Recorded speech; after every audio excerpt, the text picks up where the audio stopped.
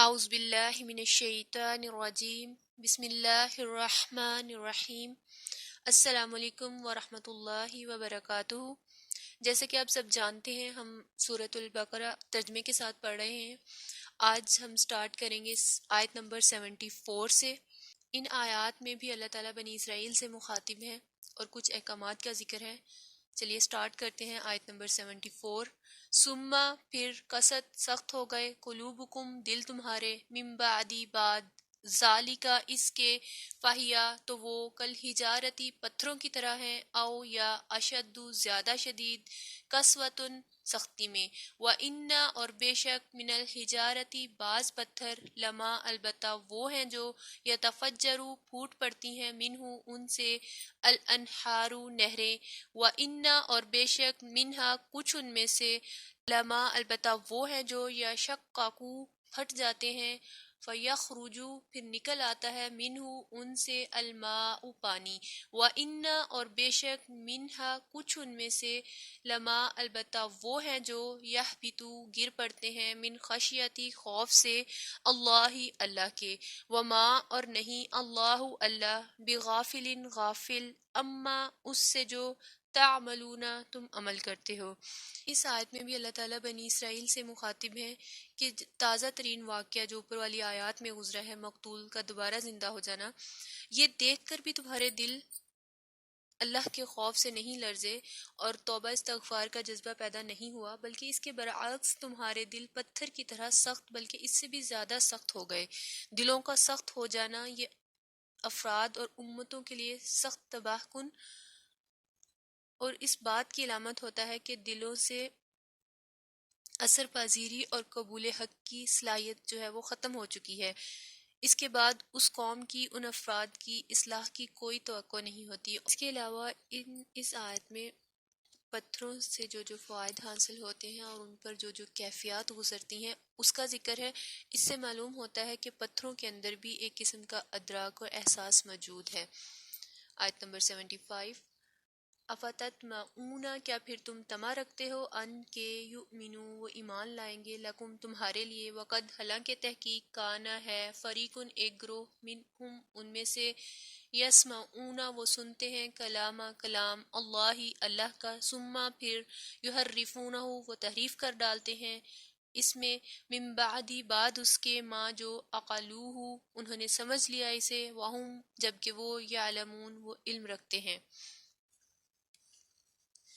اہل ایمان سے خطاب کر کے یہودیوں کے بارے میں کہا جا رہا ہے کہ کیا تمہیں ان کے ایمان لانے کی کوئی امید ہے، حالانکہ ان کے پچھلے لوگوں میں سے ایک فریق ایسا بھی تھا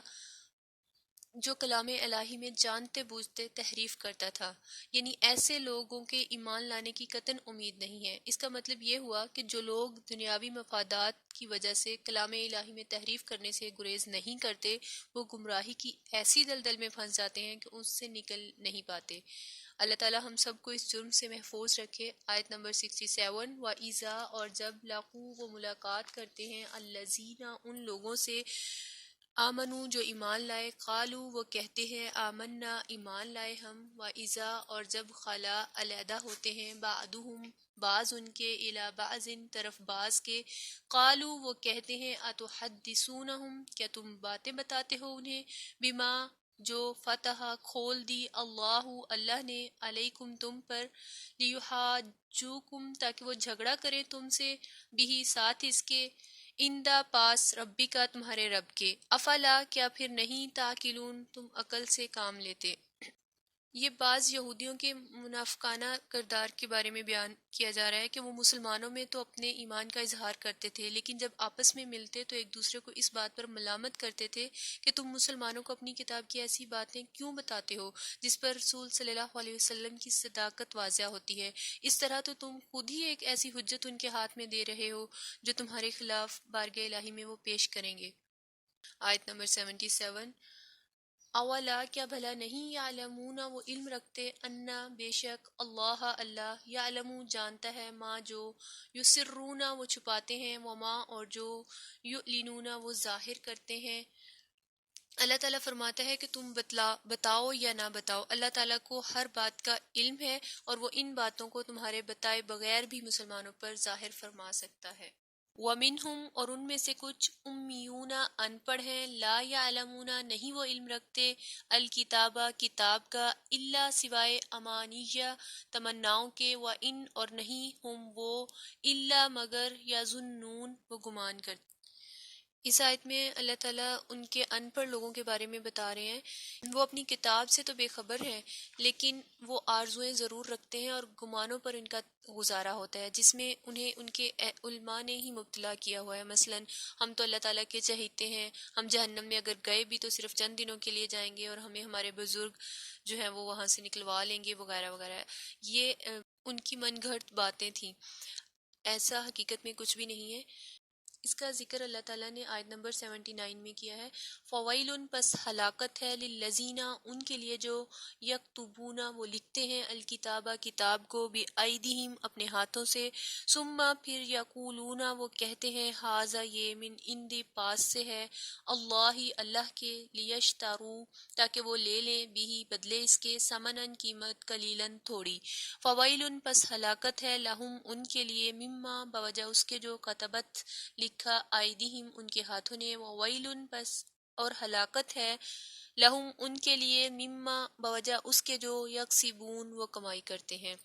یہ یہود کے علماء کی جسارت اور خوف الہی سے بے نیازی کی وضاحت ہے کہ اپنے ہاتھوں سے مسئلے گھڑتے ہیں اور کہتے ہیں کہ یہ اللہ تعالیٰ کی طرف سے ہے، جبکہ ایسا کچھ بھی نہیں ہے۔ یہ صرف وہی لوگ ہیں جو دنیا کمانے کے لیے کلام الہی میں تحریف کرتے اور لوگوں کو مذہب کے نام پر دھوکہ دیتے ہیں۔ آج کا لیسن ہم یہیں پر اینڈ کرتے ہیں۔ آپ نے اس میں سے جو بھی سیکھا اور آپ کا جو بھی کویسچن ہو پلیز کمنٹ کریں، ویڈیو کو لائک کریں، شیئر کریں اور چینل کو سبسکرائب کریں۔ تب تک کے لیے اللہ حافظ۔